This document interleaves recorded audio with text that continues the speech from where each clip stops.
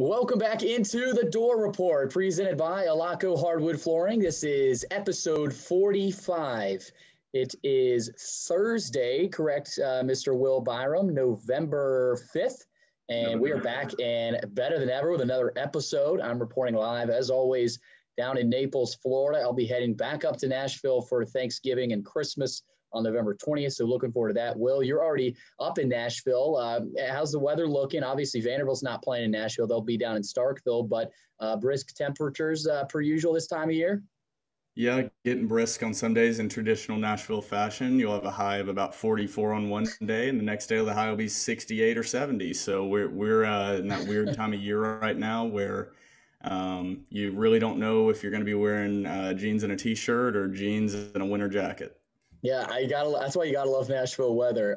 It's not as inconsistent down here, but again, that's kind of what you've grown to recognize in Nashville. But again, Vanderbilt is back in action this weekend, as we touched on. They will head down to Starkville to play Mississippi State. That game is at 3:30 Eastern Time, 2:30 Central on the SEC Network. Once again, same time slot as last week.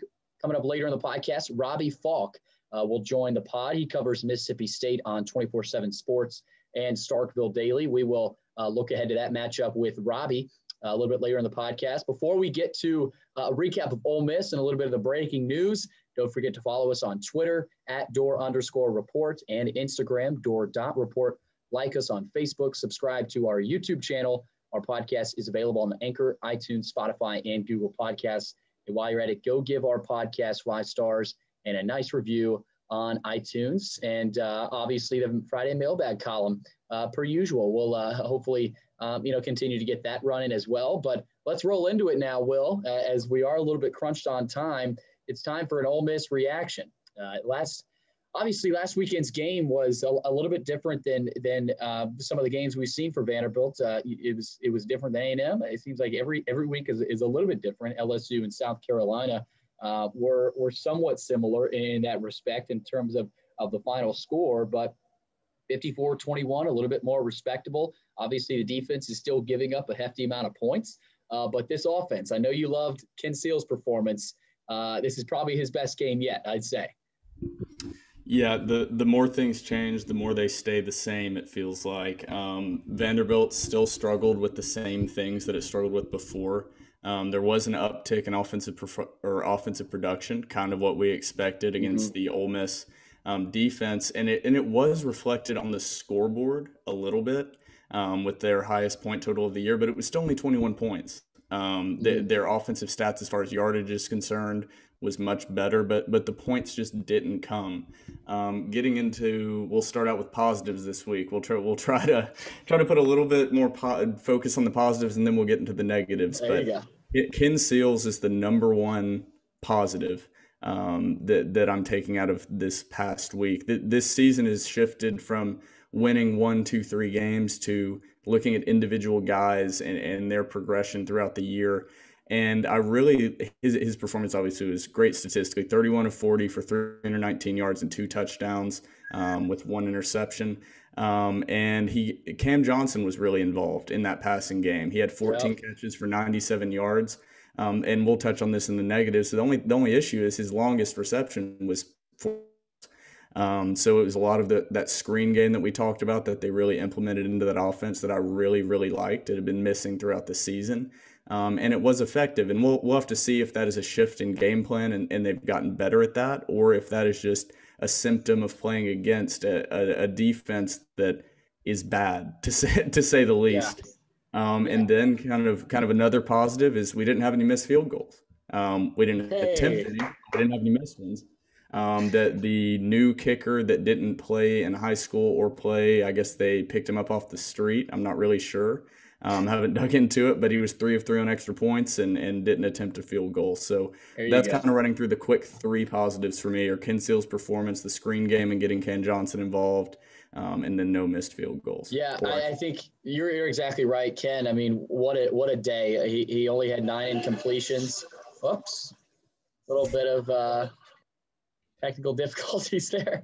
We'll continue to roll on, though. Back to Ken, Will, though. Obviously, 319 yards. I mean, a lot. How much is that on Ole Miss's defense? Probably a little bit, but I think you got to give him credit for stepping up in the pocket a lot of times. And yes, a lot of them were screens to Cam Johnson, but he did complete some nice throws downfield. He had a touchdown to Chris Pierce. He had a nice throw to Ben Bresnahan on the sideline. Bresnahan had a short step on his defender, and that was a nice ball. And then you also look at Keon Henry Brooks, 23 carries, 66 yards, only a 3-yard average. Would have liked to see his production go up a little bit, maybe even in the screen game. Look at he had 5 catches, 89 yards. So he did look a lot better. That screen game, we talked about that improving. That also improved. So I think if Henry Brooks plays a little bit better and on the ground and maybe shows a little bit more production in that area, this game is a lot closer.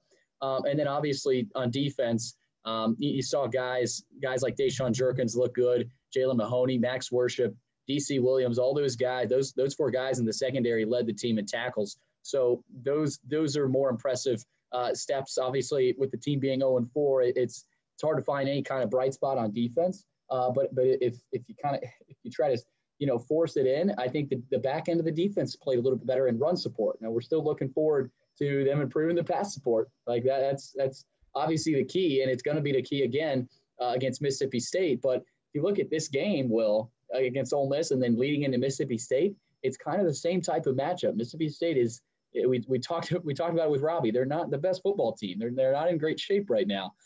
So this is another chance for Vanderbilt to carry it over and just kind of take what we saw against Ole Miss and you look at it. Okay, we had a little bit more success in the pass game. Now let's try to get Henry Brooks involved and establish the play action, because that's what will work against Mississippi State. Yeah, you hear Mike Leach coming to town, and you think of the air raid offense, explosive offensively, and that really hasn't happened with Mississippi State this year. So you have a fellow Mississippi team there as Ole Miss that you would think would be coming in with more of the same, but really Mississippi State has hung their hat on defense this year, and that offense has really struggled outside of week 1. So I think this is a better matchup for the Commodores, and I'll be predicting a little bit tighter of a final score prediction than I did last week against Ole Miss. But kind of still sticking on that Ole Miss game, because there are positives, but there are definitely negatives as well. Number one is I'm not a fan of Mason, and that's well known. But when you think about the fact that he had over 2 weeks from October 10th to October 28th to prepare for this Ole Miss offense, it is a powerful offense. It is. His defensive game plan was horrendous, and it did not work. You can make excuses of players. We didn't have the guys that matched up, whatever it is. Regardless, that was a very poor performance, giving up 35 first downs. Matt Corral set the school record for consecutive completions to start a game. I believe it was 20, beating out Eli Manning. I don't know if you've heard of him, but he was a pretty good, decent quarterback in the NFL and for Ole Miss. And Corral ended the game 31 of 34 for 412 yards and 6 touchdowns. He threw 3 incompletions. And that's a combination of not getting any pass rush, but Ole Miss does run a lot of quick game, and then our secondary not being able to cover. And when you watch the game, a lot of it was quick routes with our corners. I don't know if we're running cover 3, it looks like, but our corners are playing about 8 to 10 yards off the ball to begin, and Ole Miss recognized that and exploited and attacked it. Yeah, and that's really every team. I mean, that's kind of been Mason's style, the cushion approach, and I mean, I know both of us don't like it, but I think from Mason's point of view, it's like we can't press, like we can't play press coverage. So against a lot of these pass happy offenses in the SEC, like Ole Miss and Mississippi State, they're just going to struggle. They're going to struggle no matter what in the pass game. But if they can contain the run, that will make this game at Mississippi State close. It is on the road. But again, in a season like this, not too much I don't think it has too much of an effect. But we did get breaking news from the interview with Robbie Faulk from Mississippi State. He said freshman quarterback Will Rogers for the Bulldogs is likely to start on Saturday versus Vandy. So Will, this creates an interesting kind of freshman quarterback matchup between Will Rogers and Ken Seals. And I think that's what this game is going to come down to. And we saw Ken Seals light it up against Ole Miss. Yes, 21 points against 54 is not going to win you the game. So I think if Vanderbilt's defense can improve, a little bit. This game could be close. This could be a close game. And then I'm not calling it upset. I'm not saying Mississippi State should be on upset alert. I think the Bulldogs still win this game. But from this, if you're just looking at this quarterback matchup, and if you see Ken Seals outplay Will Rogers, if Vanderbilt can force some turnovers on Rogers, this game could be a little bit like the A&M game. And because I think Ole Miss is better than Mississippi State, at least at this point. So if there's a lot of things that have to happen, I don't even think Vanderbilt has to play perfect to compete in this one. So for you, Will, against Mississippi State, what are kind of the things you're looking at for this Vanderbilt team that has to happen? What do they have to do I'm not going to say win, but to keep this game competitive and in their favor? Yeah, this I'll kind of touch on what they have to do with an example from the Mississippi State game. I had 4 things I wanted to touch on from the Ole Miss game, and it would kind of lead into the Mississippi State game, but kind of a microcosm of my issues with the staff and Todd Fitch, Derek Mason, Ted Roof, all of them. We're still not looking down the field, just in the offense. There's not guys either getting open or they're just not calling routes down the field. We're not even taking shots. We had one to Chris Pierce down the field at the end of the half, and then after that, you don't really see it, which leads to Ken Seals having these high completion rates, a lot of completions and short yardage. And it looks like a lot of his first reads are short passes. Mm-hmm. So it's not him hitting the check down. It's how the plays are drawn up. Mm-hmm. The microcosm I'm referring to is a sequence of events at the end of the first half and the beginning of the second half. Yeah. We drove down the field, had that touchdown pass to Chris Pierce. Ole Miss gets the ball back. They drove down the field. Vanderbilt actually stops them. There is a fumble at the end of the half that Andre Mintz recovered. And you go into the half thinking, we're probably not going to win this game, but this can be a very respectable loss on the scoreboard. And we came out and of course, at the end of the half, we were passing the ball a lot down the field, a lot in Ken Seals' hands, a lot more than we had seen. Well, we get the ball at the beginning of the second half. And sorry, I'm finding the play-by-play. My screen refreshed over here, but we begin the drive with passes and kind of taking the lid off of that offense, taking the training wheels off, which is going to be a key to victory against Mississippi State, is going to be taking the training wheels off of Ken Seals. It looks like right now they're trying to boost his confidence, control what he's doing, and that's just not going to win you games or have you competitive on the scoreboard. But beginning of that drive, run for 4 yards, pass to Chris Pierce for 16, pass to Chris Pierce for 8, and then we get the ball about midfield at our own 45. We then run the ball on 2nd and 2 for a 5-yard gain. Great. Mm-hmm. So we are driving it. Well, then first down, run for -1 yards. Second down, run for 1 yard. Well, now you've put Ken Seals in a 3rd and 10 obvious passing situation where you run a screen pass, and then we have to punt. And then Mississippi State comes down, drives 91 yards in 2.5 minutes and scores a touchdown, and then the route is officially on. So our in general, whether it's in the red zone or when we get past the 50 or towards the 50, it feels like they're like, okay, we've gotten here. Now we got to calm it down. First down run, second down run. Now it's 3rd down. We can't risk letting Ken Seals get sacked, force a turnover. We just got to run a safe screenplay punt. Well, that's fine if your defense, like it has been at some points in Derek Mason's tenure, is extremely talented and can get your offense the ball back in good starting field position. But in this game against Ole Miss, it looked like they were going to be able to effortlessly score on any drive they wanted. Mm-hmm. And Derek Mason came into this game with a game plan, in my view, how things were called, that he never thought that there was even a 0.1% chance that Vanderbilt would win this game. He was playing to limit how the scoreboard looked at the end of the game, not to win the game. Whether it's some punting decisions, 3rd down decisions, 2nd down play decisions. He was never, ever even had an inkling of a thought that Vanderbilt could win this. And that was very prevalent in his very conservative game plan. Yeah, and you got to let it loose for Ken Seals. You have to. I mean, I don't care. Yes, he throw a deep shot. There's a chance of it getting intercepted, but there's always a chance. I mean, defenses make plays. They make plays. So the keys, I think, heading into Mississippi State now, taking them from Ole Miss, Keon Henry Brooks never really got established. We talked about it, 3 yards of carry. If they could establish Henry Brooks early and often in this one, which, I don't think will be easy, but maybe some wrinkles in the running game, some counters, maybe some toss sweeps, however you have to do it. If you can establish Keon Henry Brooks, you will score points in this game because Mississippi State's defense could be worse than Ole Miss. We'll have to see. It's obviously they're playing Vanderbilt, and it's going to be, different than some of the other teams they play. They're coming off a shellacking at Alabama, so it's another team playing angry. We've talked about. So let's hop into it, though. Will, we got prediction time as we close out this segment before we hop over to Robbie Faulk and really dive into Mississippi State. We're going to go to you first, Will. The pressure's on. Obviously, coming after Ole Miss, Vanderbilt's 0-4, looking for their first win. What do you see happening 3:30 Eastern time in Stark Vegas as Vanderbilt takes on Mississippi State? That is a tough prediction because, like we'd said, this is not the traditional Mississippi State or Mike Leach offense at Mississippi State that you would think of, where it's extremely high-powered. It is a more favorable matchup to Vanderbilt. They do run the air raid, but it's not been very successful. You look at their last 3 weeks, they've scored 2, 14, and 0. That is against Kentucky, A&M, who Vanderbilt has faced, and Alabama.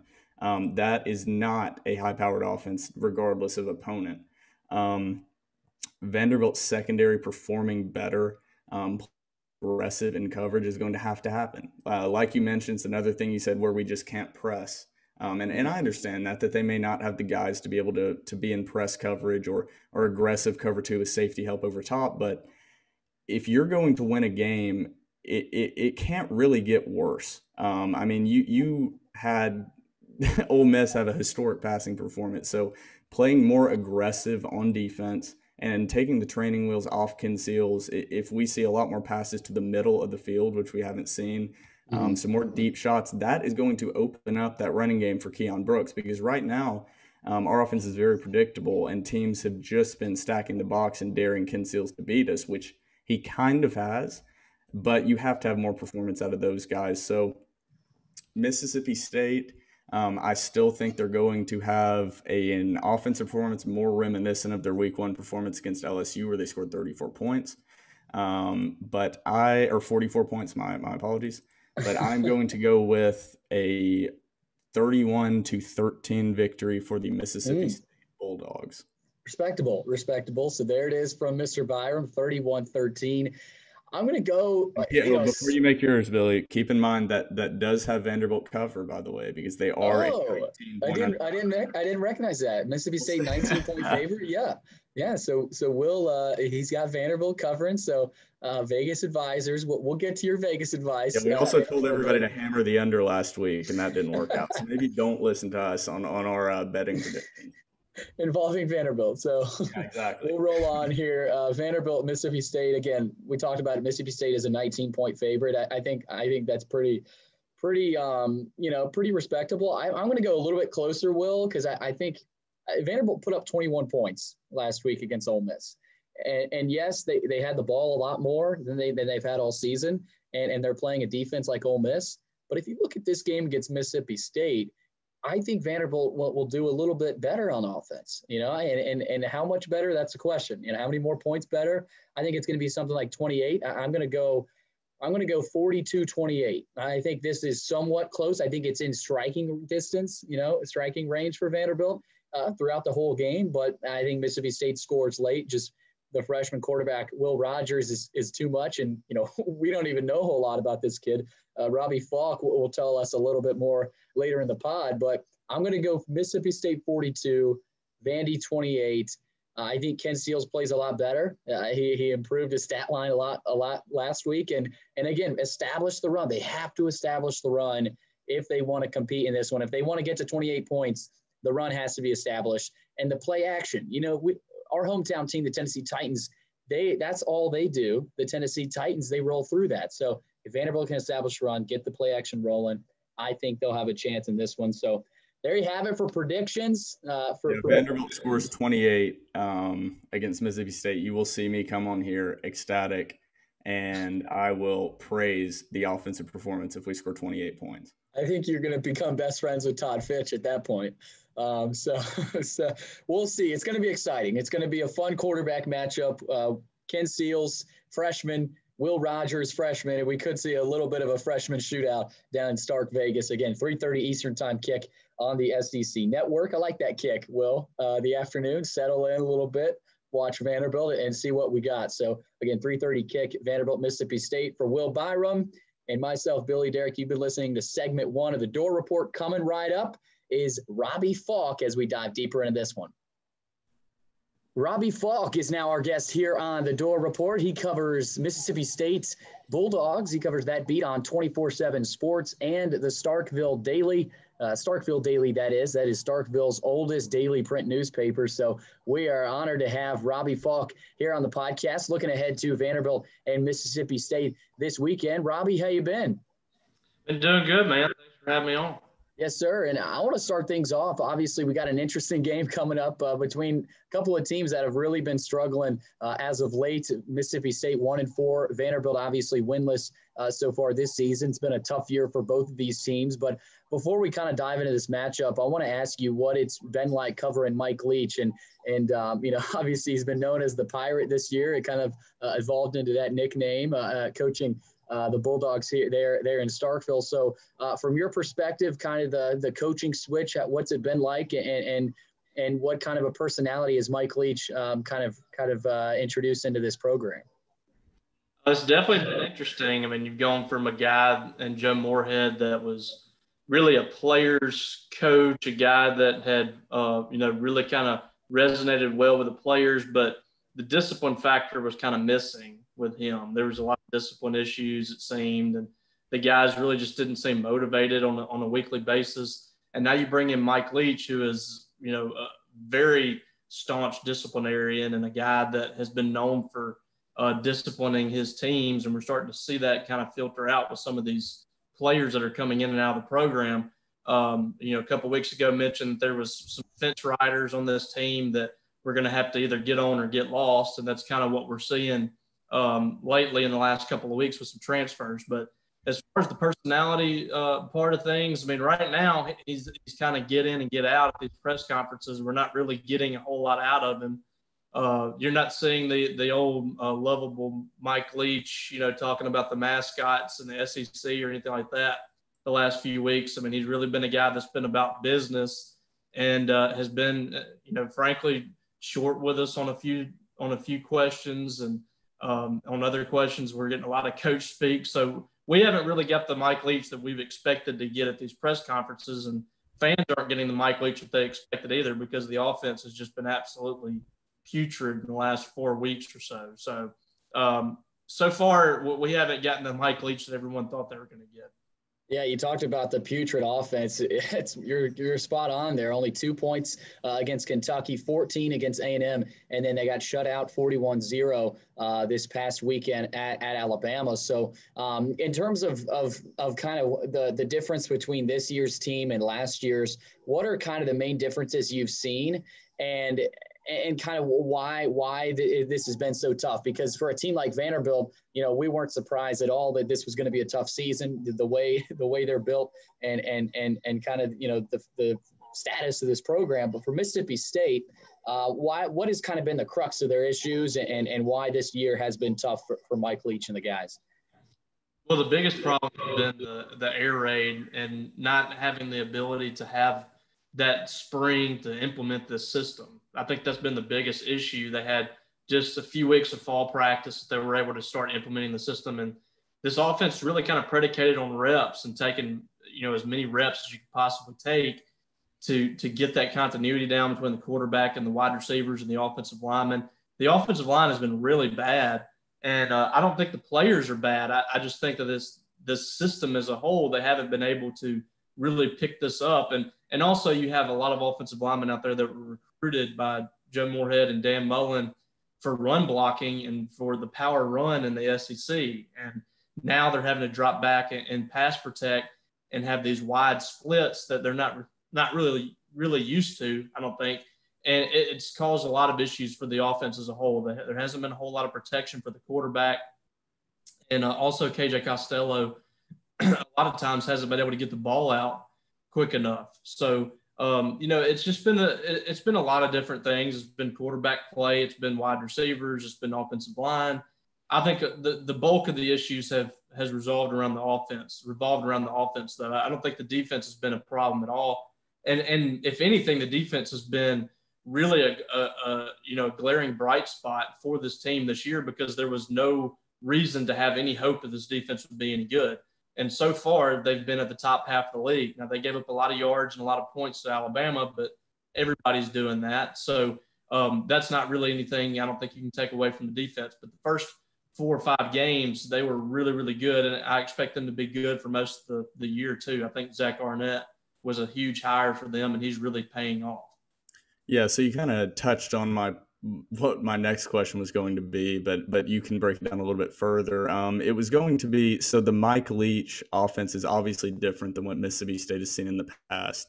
Do you think this is really just a case of him getting his guys in there as opposed to guys that have come in from previous recruiting staff or previous staffs and recruiting staffs? Or do you think that it is going to struggle continuously in the SEC, or is it just one of those things that only time will tell?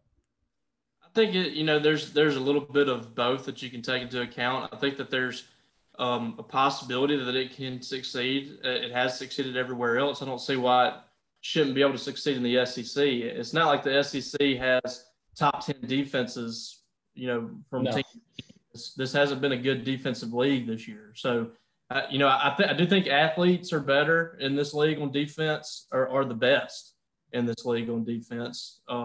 I don't think the Pac-12 was very good in comparison defensively, and I think that does have something to do with it. But, I go back to the fact that they just didn't have a whole lot of time to rep this system and to get this system implemented. I think that's a big part of their problem right now.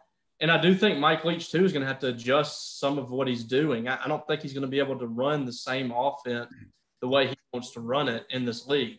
Coordinators are too good, and they can scheme against it to the point where at least that they'll keep everything in front of them, and they won't allow the big plays that we saw against LSU that Mississippi State had earlier in the year. So, while the defenses might not be as good as they have been in the past, they're good enough to keep everything in front of them and make sure that Mississippi State's only picking up 6-7 yards of play instead of having, 10 to 15, 20-plus yard plays.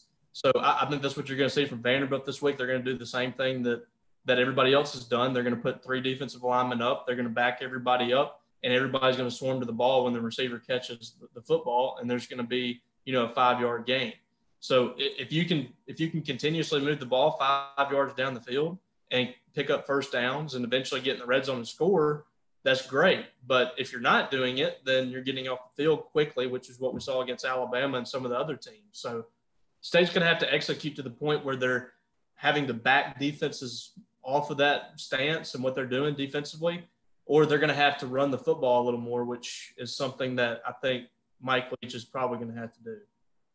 So going to some news that has broken kind of recently around that Mississippi State program, running back Kylian Hill opted out for the season to prepare for the NFL draft, and he's obviously a highly touted NFL draft prospect at that running back position. What do you think the impact of that is going to be?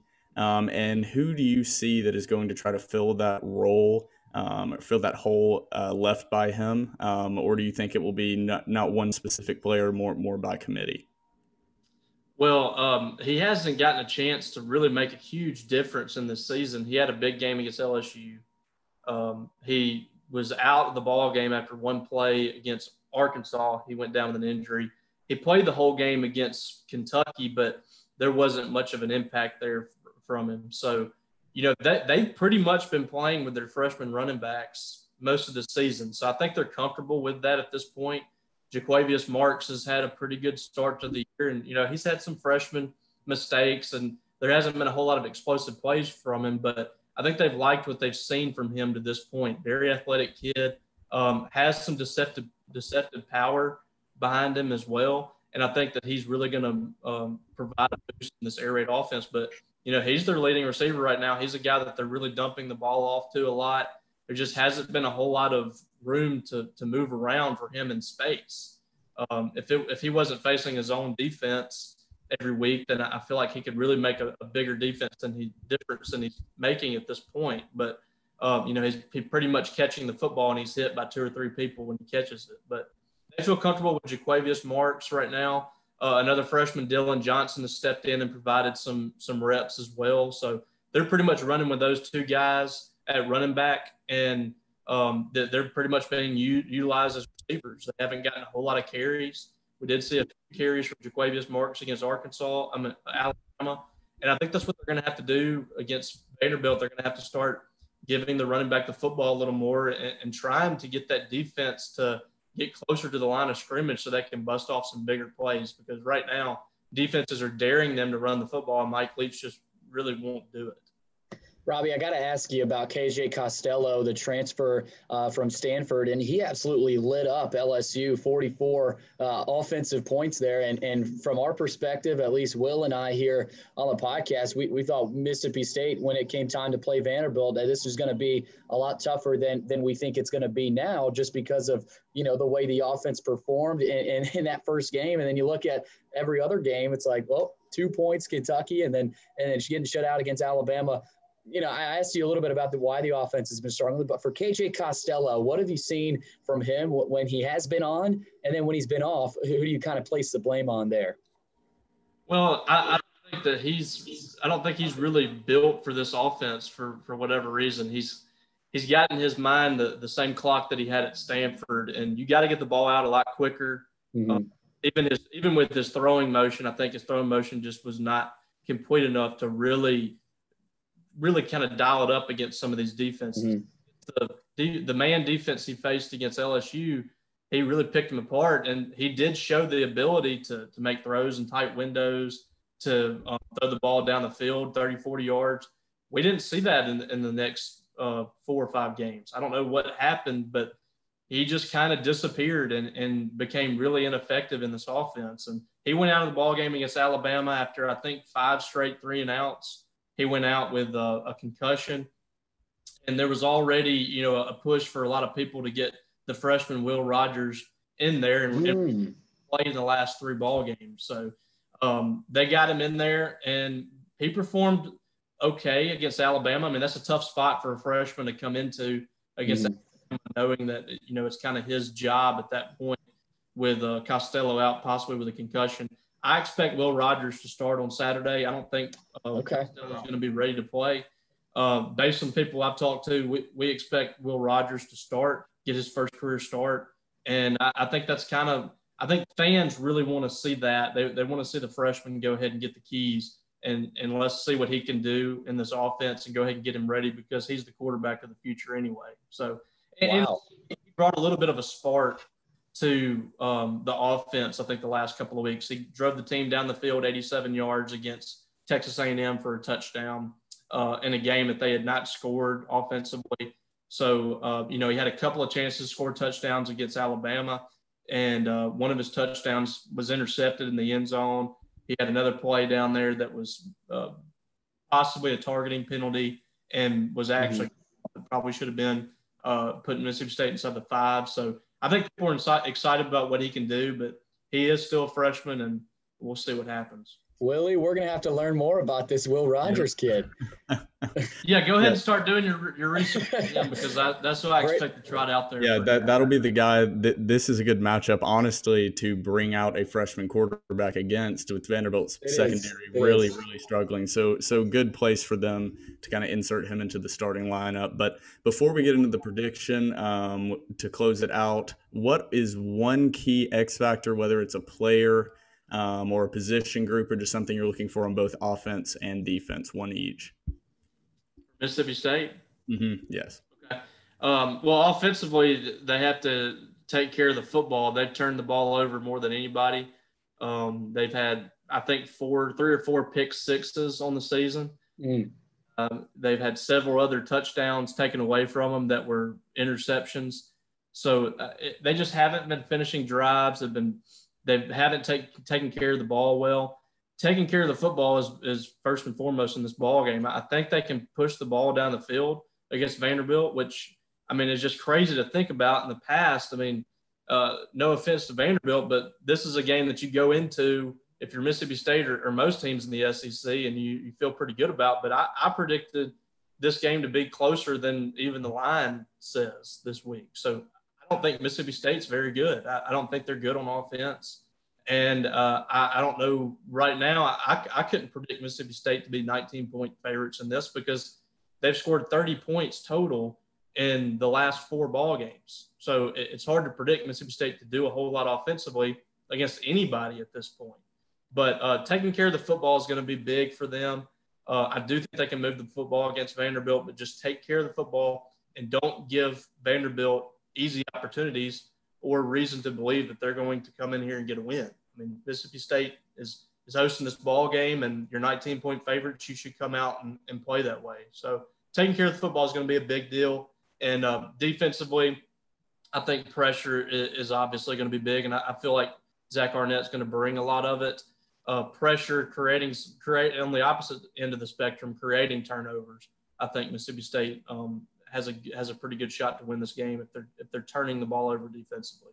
Yeah, we'll see. I'm really excited about this matchup. Obviously, the home atmosphere probably favors Mississippi State, but right now, Robbie, it's time to get your prediction. You kind of gave us a little sneak peek right there, but obviously with Rogers starting and then there's a couple of freshmen going at it, so it could be a fun, potential shootout.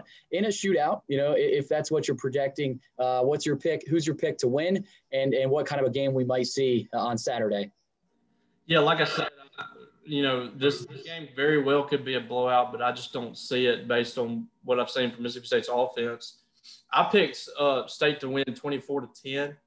I do think they're on the board offensively, and I think their defense is good enough to hold Vanderbilt down to that to that number. So 24-10 sounds right for me. I don't really know what's going to happen. I don't know what to expect from this team moving forward. I just don't think that they're very good offensively. I don't think either of these teams are very good. So it could be a fun game or it could be a terrible game. I don't know. I don't know what's going to happen, but I do think State is going to win this game and get back on track. I don't know how many more games they can win the rest of the year, though. Well, there it is from Robbie Faulk. It's been a fun conversation. Robbie, we're looking forward to the coverage. You will not be there, correct? Will be there. Or you will. Okay. Yeah, this is a home game now. So yes, I'll be there. He will be in attendance, and we're looking forward to this matchup, Mississippi State Vandy. We are very jealous of you, by the way, being able to be in the stadium because we are not allowed in yet. Yeah, it's been interesting, but I appreciate Mississippi State for allowing us to get in there. Pretty much all of us are able to get in there because the press box is open press box, and it's pretty big. So it's been really good for them to get us in there and allow us to continue to work. But haven't been to a road game yet just because we have a couple of guys that have gone to those. And I'm usually tied up with high school football on Friday nights, so I let them take care of that. But we've been able to cover those road games too. So it's been a good year so far, even if Mississippi State's been struggling at this point. Yeah, and the fact that we've been able to even see games has been awesome too. So no matter whether or not fans are in the stands at Vandy or not, so we'll see. We'll get a different atmosphere here, Will, at Mississippi State. Robbie, thanks again, man, and good luck with your coverage. And have fun. And have a good college football Saturday.